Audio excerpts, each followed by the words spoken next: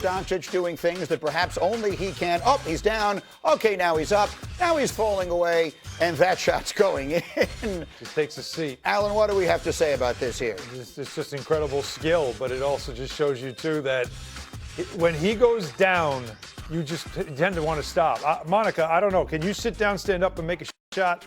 No, I'd rather sit down and stand up some days. That's exactly right. To me, you had me at stand up. I'm very impressed. Speaking of Luka, it has now been, as you are well aware, a little over a year since the blockbuster trade that sent him to L.A. A man who is never short of words is still defending the trader in that case, Trader, I should say, and that's Nico Harrison. Here's Draymond Green on his podcast reflecting back to that move. So many people crushed Nico Harrison for the reasons that he gave. And when Nico gave those reasonings, everybody said he's ridiculous, he's crazy. But now when I turn on the TV, all I see is everybody in the media who crushed Nico Harrison, who essentially aided in him getting fired, regurgitating the same things that Nico Harrison was saying. And I struggle with that because I haven't seen one person come out and say, hey, Nico, I'm sorry for the things I said about you when you made that move, because I just said the same thing out of my mouth.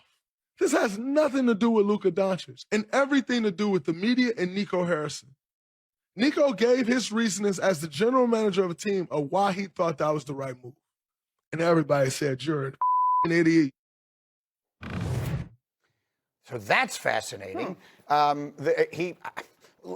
me get everyone's in on this before I jump in on it. Brian Windhorst, the Windman, is listening to it. What was your reaction to what Draymond said? Well, Nico Harrison, and this has been, rational conversation about this has actually taken place for a long time. But if you wanted to trade Luka Doncic, there was a reason to trade him. They didn't necessarily want to pay him a $300 million extension. They were concerned about his conditioning. They were concerned about his ability to lead the team to a championship. I don't necessarily agree with trading a player who's 25 years old with those concerns, but you can make the case. Which I think a lot of people said, what you couldn't make the case for, and the reason Nico Harrison was fired was because of the trade that he made. Both not opening it to more teams, and even the trade that he made with LA, not getting more from LA. And then what really, and Nico's reasons, which he said the day of the trade, which was to have a defensive first team, Nico's rationale was really undercut by the fact that Anthony Davis couldn't stay healthy. And that he had sold ownership on the idea that we can't go forward with this player because he won't be long-term healthy because of his conditioning. And then the player that he traded for couldn't stay healthy. That's why he was fired. He has a tough reputation because of the fan base's pushback, but he was fired because of the failure of the trade and the dynamics of the trade. Okay, so that's a reasonable response to all this. Alan, what is your response? Well, for Draymond to say this is not about Luka, then why are you bringing it up? Why now are you bringing it up? You just played the Lakers. You saw what they look like. We know what's going on there. We know the numbers when Luka and LeBron are on the court at the same time. Why are you bringing this up now? What is the motivation to talk about this now? Because it's easy to talk about, right? To say everybody, of course, is him painting with a broad brush, which, that's the first rule. But what I don't like, though, is that he's creating this idea that trade made sense when Wendy just explained to you exactly why everybody was critical of it. But I just asked Draymond, why bring this up now? What's your motivation to bring this up right now? Because it is about Luka if this is what you're talking about. So this is one of the days that I will remember on this desk when you post this trade. And I candidly, aside from the fact that the value of the trade was in question, I remember a bunch of us thinking, if, big capital letters, capital I, capital F, if this works, Dallas did get better. Not better, but Dallas is still going to be a formidable squad. And so I think there was some respect for the idea, as Wendy laid out. But ultimately, it doesn't pan out. It was just such a huge risk to take, and it didn't pan out. Like, Luka is who he is, but AD has long struggled with health, and that was your And the Lakers were poorly built around Luka. Yeah, literally, Nico Harrison has given the Lakers the blueprint on how to be successful around Luka. Yeah, and that's ironically, what they did this summer. right? Yeah, Okay, so all these are very rational takes. I'll give a little different one. The Luka Doncic trade remains one of the worst trades in the history of American sports. It is high on the list. I'm not sure what conversations Draymond is listening to, or whatever little nitpicking people have of Luka's game, which is easy to do. He's not a great defender. He's probably never going to be a great defender, and he whines to the refs too much. He also leads the league in scoring. He is third in assists. Yeah. And the man you traded him for, we have now established 65 games as the cutoff for having a representative season. The centerpiece of the man you traded him for has done that once, count it once, since 2018. That's 8 years. Once in the last 8 years. Anthony Davis is not injury prone. He's always injured. I don't mean that to knock him, but the first thing anyone says when you mention Anthony Davis is, well, he's always hurt. That comes well before how good he is. He's always hurt. So him getting hurt is not a surprise. It was a mortal lock. We all of a sudden, this conversation has gone to a place where now we're acting like, well, Luka Doncic is obviously a problem. Is that the conversation we're having? Luka Doncic may have a problem or two. There may be some things about him that are not ideal. And Wendy, I think I saw you saying this last week. Let's not act like championships have not been won, built around players whose defense was not their strong point. I've been watching the game 50 years. There are plenty of guys who fall in that category. So the Luka Doncic trade remains, regardless of what anyone is saying, and I'm not sure I'm listening to the same conversations, regardless of any of that, it remains one of the worst trades in the history of sports. And the man who made it, I don't know, I've never met Nico Harrison in my life. The man who made it, the fact that he got fired for it does not surprise me at all. Wendy, go ahead. Well, there's a lot of people that are going to defend Nico because he's so well respected and liked by so many players who worked with him at Nike.